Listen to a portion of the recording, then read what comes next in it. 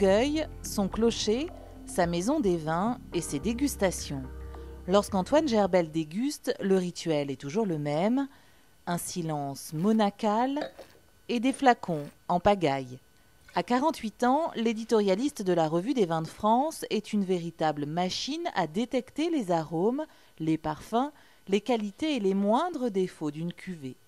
Son jugement est très attendu et parfois redouté. Ce jour-là, à Bourgueil, Antoine a dégusté une centaine de bouteilles de gravier et de tuf. Objectif, se faire une idée du nouveau millésime. Je viens juste de terminer toute la partie des graviers sur Bourgueil. C'est un secteur sur Bourgueil qui, je pense, n'a pas été le plus avantagé cette année.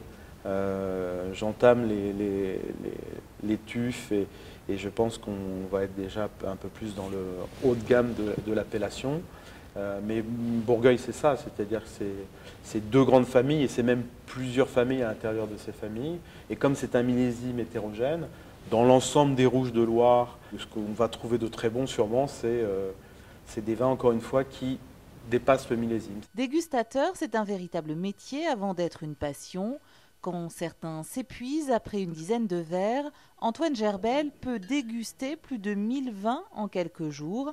Comme un sportif, l'exercice est physique et demande de l'entraînement. C'est parce qu'on goûte tout le monde à l'aveugle que le grand vin est là. Donc on n'a pas le choix. C'est-à-dire, je voudrais bien goûter seulement 50 vins au lieu de 400. Très honnêtement, je n'en retire pas aucune gloire et physiquement c'est dur. Donc, mais par contre, c'est un exercice par lequel voilà, il faut passer pour que notre hiérarchie tienne debout, tout simplement. Le résultat de cette dégustation sera publié dans la Revue des vins de France en juin prochain.